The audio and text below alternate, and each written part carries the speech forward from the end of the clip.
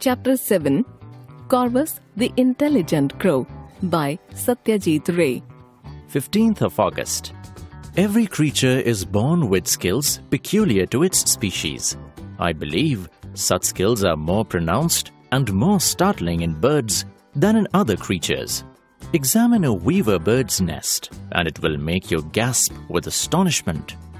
Given the same materials to construct such a nest, a human would either throw up his hands in despair or take months of ceaseless effort to do so.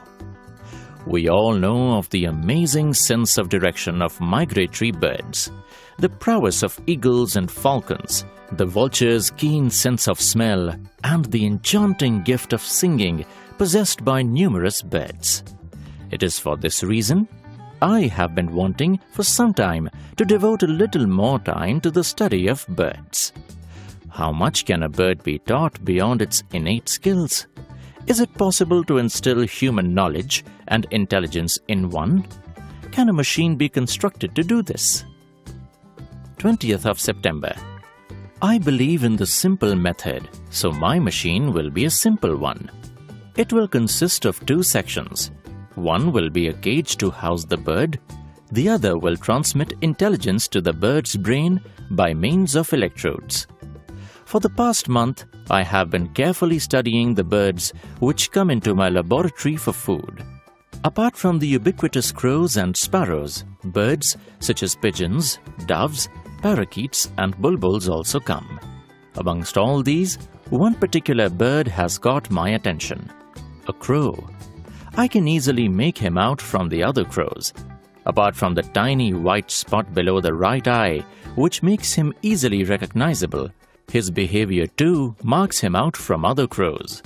For instance, I have never seen a crow hold a pencil in its beak and make marks on the table with it. 27th of September. I finished assembling my ornithon machine today. The crow has been in the lab since morning, eating breadcrumbs and hopping from window to window. As soon as I placed the machine on the table and opened the door, the crow flew over and hopped inside, a sure sign that he is extremely eager to learn. Since a familiarity with language is essential for the bird to follow my instructions, I have started with simple Bengali lessons. All the lessons being pre-recorded, all I have to do is press buttons. I have noticed a strange thing. As soon as I press a button, the crow's eyes close and his movements cease. For a bird as restless as a crow, this is unusual indeed. A conference of ornithologists is being held in November in Santiago, the capital of Chile. I have written to my ornithologist friend Rufus Grenfell in Minnesota. If my feathered friend is able to acquire some human intelligence, I should like to take him to the conference for a lecture demonstration. 4th of October. Corvus is the Latin name for the crow. I have started calling my pupil by that name. In the beginning, he used to answer my call by a turn of the head in my direction. Now, he responds vocally. For the first time, I heard a crow saying, "Ki" means what instead of "ka."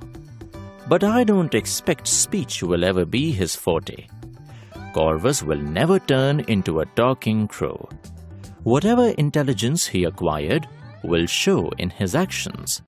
Corvus is learning English now. If I do go abroad for a demonstration, English would help. Lessons last an hour between 8 and 9 in the morning. The rest of the day he hangs around the lab. In the evening, he still prefers to go back to the mango tree in the northeast corner of my garden. Grenfell has replied to my letter. He says he is arranging to have me invited to the ornithologists' conference. 20th of October. Unexpected progress in the last 2 weeks. With a pencil in his beak, Corvus is now writing English words and numerals. The paper is placed on the table, and Corvus writes standing on it. He wrote his own name in capital letters, C-O-R-V-U-S. He can do simple addition and subtraction, write down the capital of England when asked to, and can even write my name. 3 days ago, I taught him the months, days and dates. When asked what day of the week it was today, he wrote in clear letters Friday. That Corvus is clever in his eating habits too was proved today. I had kept some pieces of toast on one plate and some guava jelly on another in front of him. Each time he put a piece in his mouth, he smeared some jelly on it first with his beak. 22nd of October. I had clear proof today that Corvus now wants to stay away from other crows. There was a heavy shower, and after an ear-splitting thunderclap, I looked out of the window and saw the simul tree outside my garden smouldering. In the afternoon, after the rain stopped, there was a tremendous hue and cry set up by the neighborhood crows who had all gathered around the simul tree. Strangely enough, Corvus didn't leave my room at all. He held a pencil in his beak and was absorbed in writing the prime numbers 1, 2, 3, 5, 7, 11, 13. 7th of November.